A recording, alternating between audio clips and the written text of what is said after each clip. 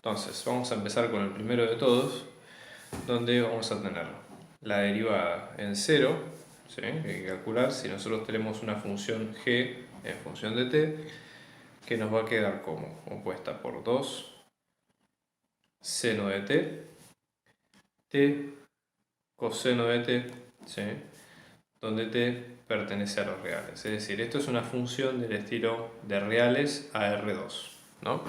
¿Cómo se hace en este caso para derivar una función de este estilo?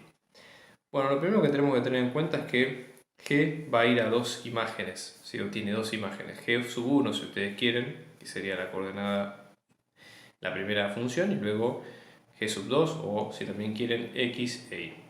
Por ende, para derivar este tipo de funciones, simplemente lo que tenemos que hacer es derivar cada componente, ¿sí?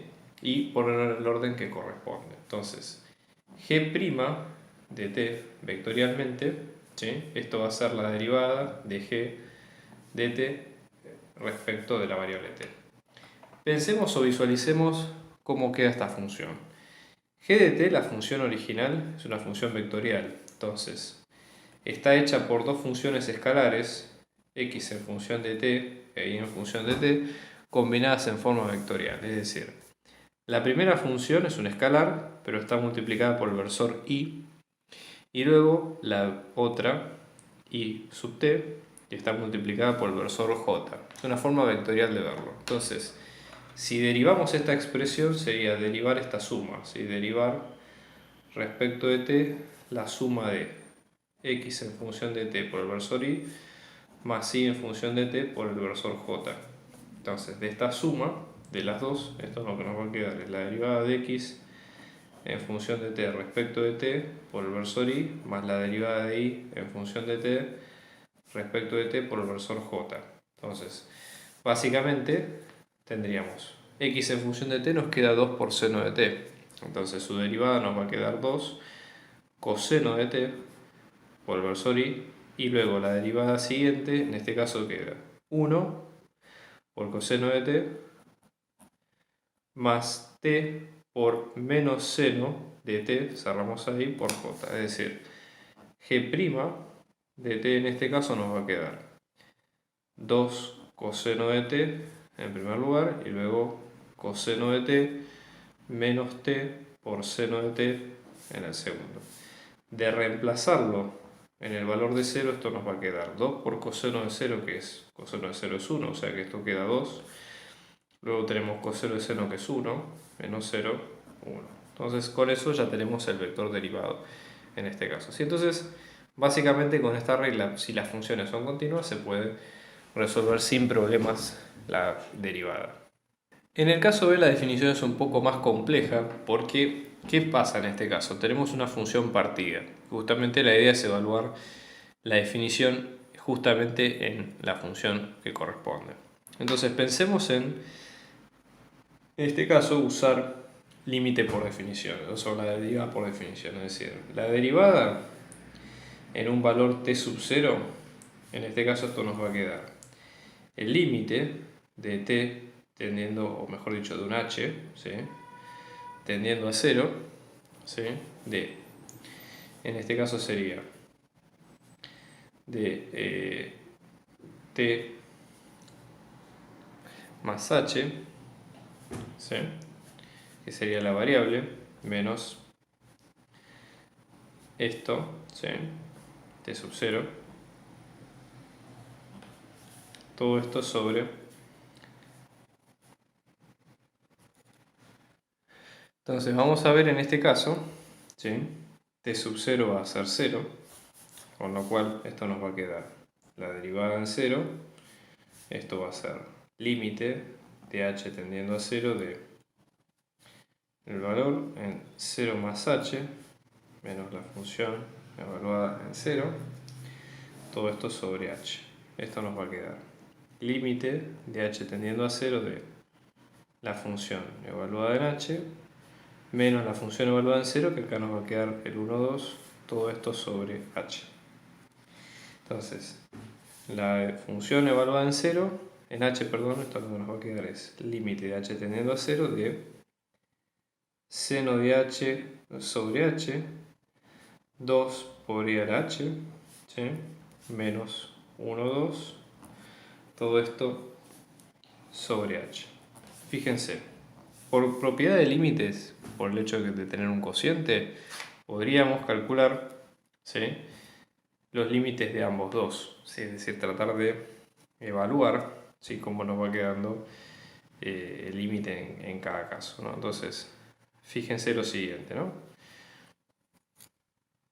Por álgebra de límites acá podríamos hacer la resta entre, primero, ¿no?, entre ambos límites, ¿no? Seno de h sobre h menos 1. En la otra 2e a la h menos 2. Todo esto sobre h.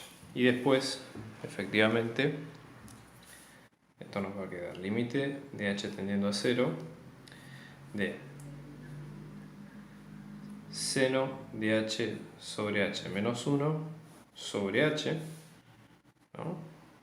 Y después, en este caso, esto lo que nos va a quedar es 2 por e a la h menos 2 sobre h.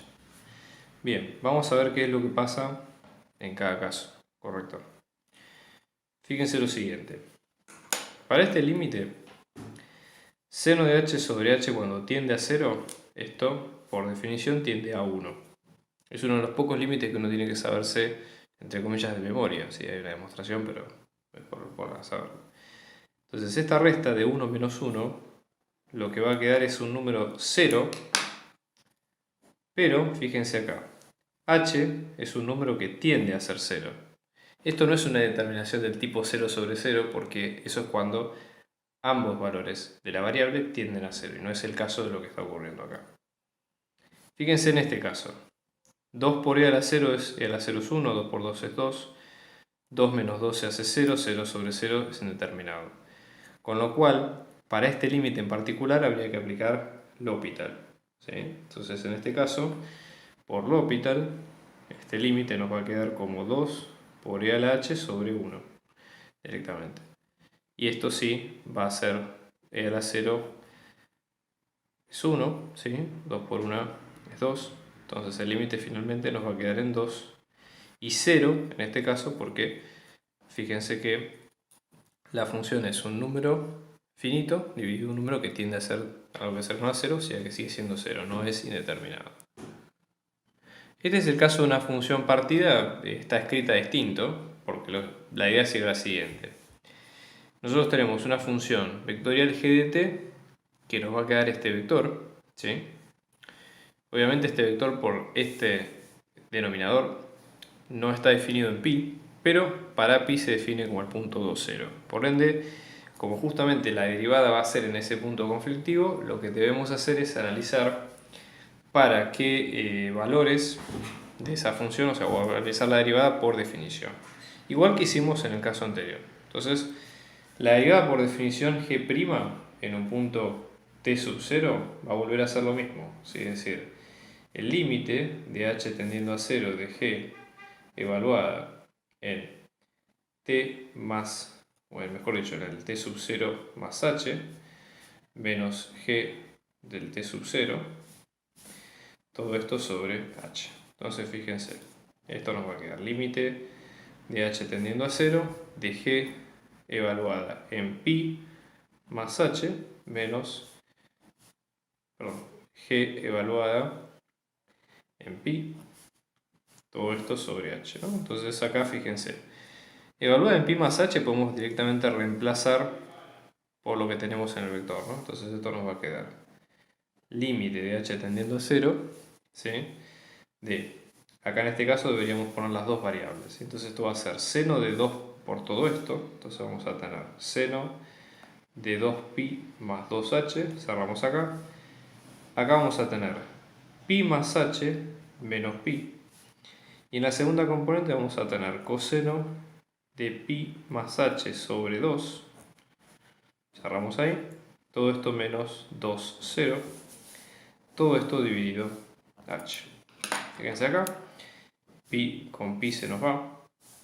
Con lo cual, ahora tenemos toda esta cuenta a nuestra disposición, ¿no? Bien, vamos a hacer un par de cuentas auxiliares más, como para tratar de, podríamos, ¿no? Como para tratar de ver qué se puede hacer en estos casos, ¿no?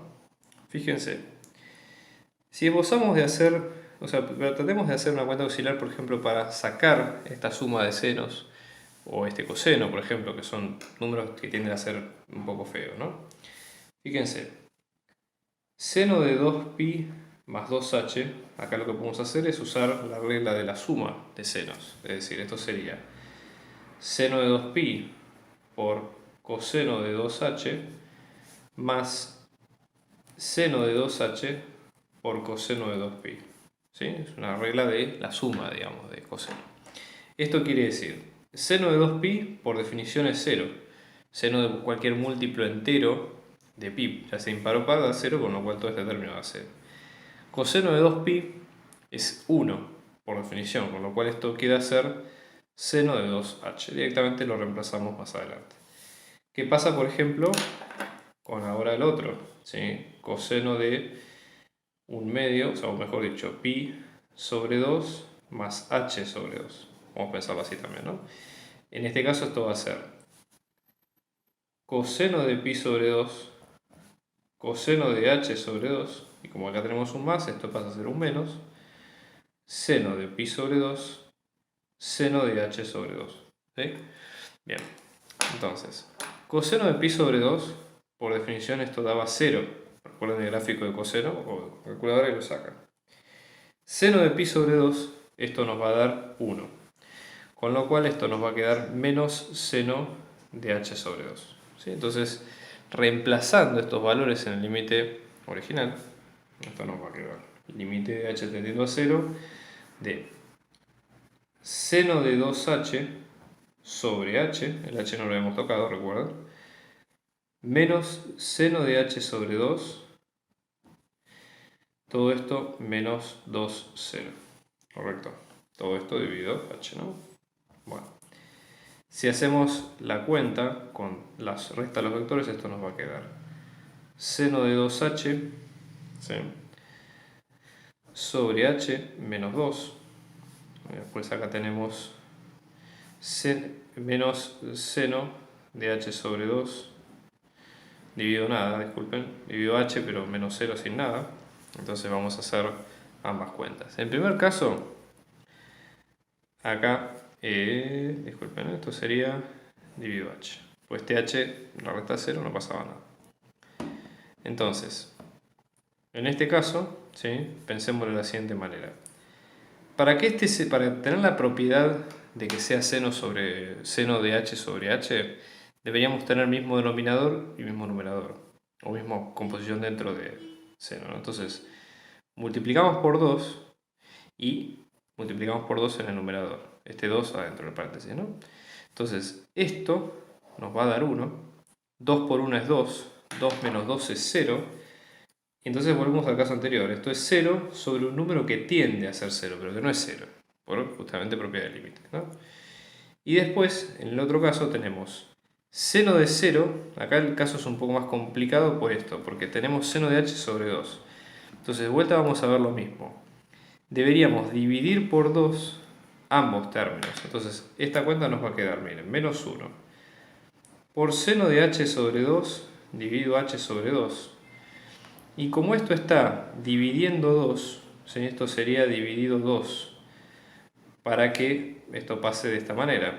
Numerador acá, perfecto. Entonces, esto nos va a quedar el número 1, que habíamos dicho por propiedad. Seno de lo mismo sobre su denominador.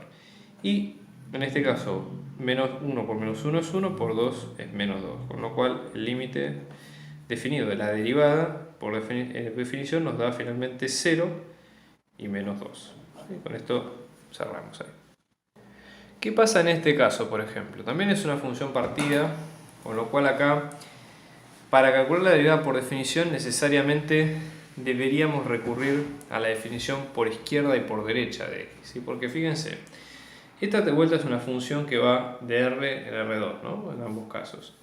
Entonces, tanto si nosotros tenemos 0 incluido para la derecha y 0 sin incluir a la izquierda, ambos ambas derivadas deberían calcularse por definición en ese sentido y deberían ser únicas. Si es que existe la derivada. De no existir la derivada, eso indicaría que los límites por definición calculados no van a ser iguales. Entonces probemos por ese lado, ¿no?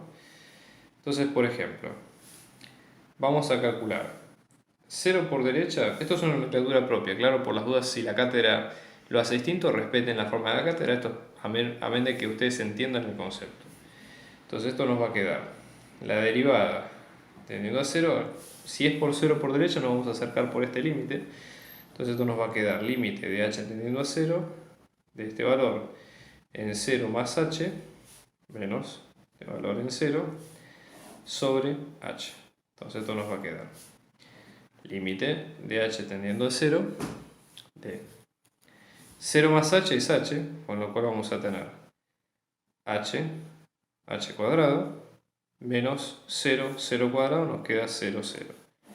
Todo esto sobre h. Entonces esto nos va a quedar límite de h tendiendo a 0 de h cuadrado sobre h, con lo cual esto va a ser límite de h tendiendo a 0 de h sobre h cuadrado sobre h, con lo cual esto nos va a quedar límite de h tendiendo a 0 de 1 h, con lo cual esto tiende a ser 1, 0. Es decir, si nosotros tomamos este dominio, la derivada nos da 1, 0. ¿Qué pasa, por ejemplo, cuando ahora nos acercamos por 0 por izquierda?